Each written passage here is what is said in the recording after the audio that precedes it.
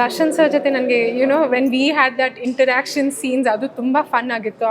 ಅವ್ರ ಜೊತೆ ಆ್ಯಕ್ಟ್ ಮಾಡೋದಕ್ಕೆ ಇಟ್ಸ್ ಎಂಜಾಯ್ಮೆಂಟ್. ಅಂದರೆ ಅವ್ರು ಏನು ಸೀರಿಯಸ್ ಆಗಿ ಮಾಡಲ್ಲ, ಬಂದ ತಕ್ಷಣ ಜಸ್ಟ್ ಎಂಜಾಯ್ ಮಾಡು ನೀನು ಕಾನ್ಫಿಡೆಂಟ್ ಆಗಿ ಮಾಡು. And to act with him ಆ ಒಂದು ಬ್ಯಾಕ್ ಆ್ಯಂಡ್ ಫೋರ್ತ್ ಇದೆ ಅಲ್ಲ, is so much fun to work with. ನೀವು ನಂಬಲ್ಲ, ನಿಜವಾದ ಹಳ್ಳಿನೂ ಕೂಡ ಅಷ್ಟು ಸುಂದರವಾಗಿ ಅಷ್ಟು ನ್ಯಾಚುರಲ್ ಆಗಿ ತೋರ್ಸೋಕ್ಕೆ ಸಾಧ್ಯನೇ ಇಲ್ಲ.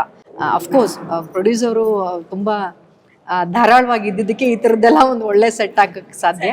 ಬಟ್ ಆದರೂ ಅದನ್ನು ತುಂಬ ಚೆನ್ನಾಗಿ ಸದುಪಯೋಗ ಪಡಿಸ್ಕೊಂಡಿರೋದು ನಿರ್ದೇಶಕರು, ಆರ್ಟ್ ಡೈರೆಕ್ಟ್ರು ತುಂಬ ಅದ್ಭುತವಾದಂಥ ಕೆಲಸ ಮಾಡಿದ್ದಾರೆ. ಕ್ಯಾಮ್ರಾಮನ್ ಪ್ರತಿ ಒಂದನ್ನು ಕೂಡ ತುಂಬ ಸುಂದರವಾಗಿ ತೆಗೆದಿದ್ದಾರೆ.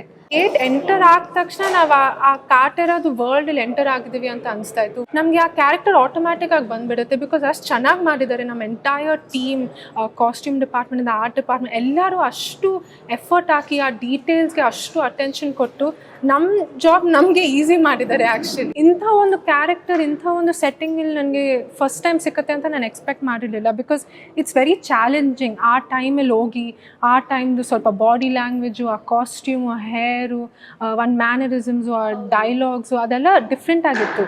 ನಾನು ಡೇ ಟು ಡೇ ಹೆಂಗೆ ಮಾತಾಡ್ತೀನಿ, ಹೆಂಗಿರ್ತೀನಿ ಅಂದರೆ ಫುಲ್ ಕಾಂಟ್ರಾಸ್ಟ್ ಆಗಿದೆ. ಸೊ ಐ ಫೀಲ್ ಲೈಕ್ ನಾನು ಫಸ್ಟ್ ಫಿಲ್ಮ್ಗೆ 1970s ಸೆಟ್ ಆಗಿರೋದು the full credit goes to every one.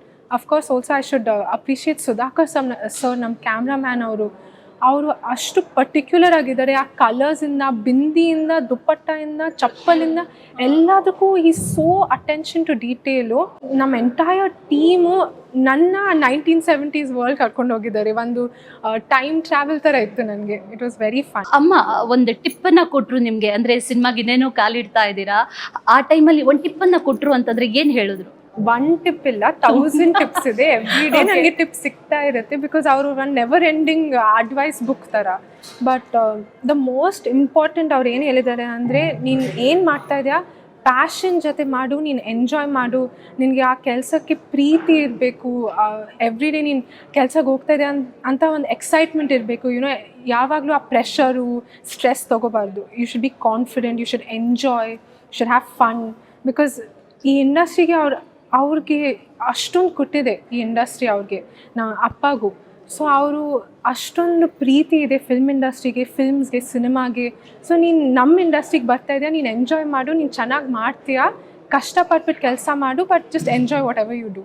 ಸೆಟ್ಗೆ ಹೋದಾಗ ಅವರೊಬ್ಬ ಸಹೋದ್ಯೋಗಿಯಾಗಿ ಮಾತ್ರವಲ್ಲದೆ ಒಬ್ಬ ಸಹೋದರನಾಗಿ ನಮ್ಮನ್ನು ನೋಡ್ಕೊಂಡಂಥ ರೀತಿ, ನಮ್ಮ ಊಟದ ಬಗ್ಗೆ ನೋಡ್ಕೊಳ್ಳೋರು, ಎಲ್ಲರನ್ನೂ ಒಟ್ಟಿಗೆ ಕೂರಿಸ್ಕೊಳ್ಳೋರು, ನಿಮಗೆ ಇದು ಇಷ್ಟ ಆಯ್ತಾ ಅಂತ ಕೇಳೋರು. ಅಷ್ಟು ಮಾತ್ರ ಅಲ್ಲ, ನಮ್ಗೆ ಅದು ಇಷ್ಟ ಆಯಿತು ಅಂತ ಹೇಳಿದ್ರೆ ಅದನ್ನು ರಿಪೀಟ್ ಮಾಡೋರು. ಜೀವನಕ್ಕೆ ಹತ್ರ ಆಗುವಂಥ ಒಂದು ಗುಣ, ವ್ಯಕ್ತಿತ್ವ ಇರೋಂಥ ಒಬ್ಬ ವ್ಯಕ್ತಿ ದರ್ಶನ್ ಅವರು. ಆ್ಯಂಡ್ ನಿಮ್ಮದು ಒಂದು ಲುಕ್ ಇದೆಯಲ್ಲ, ಒಂದು ಕೈಲಿ ಬುಕ್ ಇದೆ, ಒಂದು ಕೈಲಿ ಕತ್ತಿ ಇದೆ. ದರ್ಶನ್ ಅವ್ರ ಕತ್ತಿ ಇಟ್ಕೊಂಡ್ರೆ ಒಪ್ಕೊಬೋದು, ಆದರೆ ನಿಮ್ಮ ಕೈಲಿ ಯಾಕೆ ಬಂತು ಅಂತ? ನಾನು ದರ್ಶನ್ ಸರ್ ಅವ್ರದ್ದು ಜೋಡಿ ಅಲ್ಲ, ನನ್ನ ಕೈಲಿ ಕತ್ತಿ ಇರಬೇಕಲ್ಲ. ಇಲ್ಲ, ಆ್ಯಕ್ಚುಲಿ ನೀವು ಮೂವಿ ನೋಡಿ ನಿಮಗೆ ಗೊತ್ತಾಗುತ್ತೆ. ಅದು ಯಾಕೆ ಆ ಥರ ಪೋಸ್ಟರ್ ಇಲ್ಲಿ ಹಾಕಿದ್ದಾರೆ ಅಂದರೆ, ಬಿಕಾಸ್ ಅದು ನನ್ನ ಕ್ಯಾರೆಕ್ಟರ್ ಬಗ್ಗೆ ಅದು ರಿಫ್ಲೆಕ್ಟ್ ಮಾಡ್ತಾ ಇದೆ. ನಿಮಗೆ ಗೊತ್ತಾಗುತ್ತೆ, ಶಿ ಈಸ್ ವೆರಿ ಎಜುಕೇಟೆಡ್, ತುಂಬ ಸ್ಟ್ರಾಂಗ್ ಕ್ಯಾರೆಕ್ಟರ್. ನಾನು ಪ್ರಭಾವತಿಯನ್ನು ನೋಡಿ ನನಗೆ ಅಷ್ಟೊಂದು ಇನ್ಸ್ಪಿರೇಷನ್ ಸಿಕ್ಕಿದೆ. She is such a strong character. Fight ಮಾಡ್ತಾಳೆ, ಅವಳು ಏನದಲ್ಲಿ ಬಿಲೀವ್ ಮಾಡ್ತಾಳೆ ಅದಕ್ಕೆ ಫೈಟ್ ಮಾಡ್ತಾಳೆ, ನಿಂತ್ಕೊಂಡು ಫೈಟ್ ಮಾಡ್ತಾಳೆ. ಸೊ ಅದಕ್ಕೆ ಕತ್ತಿ ಇದೆ ಕೈಲಿ. ಈ ಮೂವಿ ಸೈನ್ ಆಗೋದು ಮುಂಚೆನೇ ನಾನು ತುಂಬ ಪ್ರಿಪೇರ್ ಮಾಡಿದ್ದೆ. ಎಲ್ಲ ಸ್ಟೈಲ್ಸ್, ಡ್ಯಾನ್ಸಲ್ಲಿ everything I had already prepared. But ಈ ಒಂದು ಕನ್ನಡ ಫೋಕ್ ಇರಲಿ, ಈ ಸಾಂಗ್ಗೆ, ಆ 1970s ಇಯರ್ಗೆ, ನಮ್ಮ ಕಾಸ್ಟ್ಯೂಮ್ಸ್ಗೆ, ನನ್ನ ಕ್ಯಾರೆಕ್ಟರ್ಗೆ ಎಲ್ಲದಕ್ಕೂ ಸೂಟ್ ಆಗಬೇಕಂತ ನಾನು ಆ್ಯಕ್ಚುಲಿ 3 months 4 months ಪ್ರಿಪೇರ್ ಮಾಡಿದ್ದೆ. ತರುಣ್ ಸರ್ ಅವರು, ಭೂಷಣ್ ಮಾಸ್ಟರ್ ಇದ್ದಾರಲ್ಲ, ಅವ್ರ team and Ramya ma'am his wife, ಅವ್ರ ಜೊತೆ ನಾನು ಟ್ರೈನ್ ಮಾಡಿದ್ದೆ 3-4 months. ಈ ಒಂದು ಸ್ಟೈಲ್ ಇರಲಿ, ಅದು ಎಕ್ಸ್ಪ್ರೆಷನ್ಸ್ ಇರಲಿ, ಲಿರಿಕ್ಸು ತುಂಬ ಒಂಥರ ಡಿಫ್ರೆಂಟ್ ಆಗಿದೆ.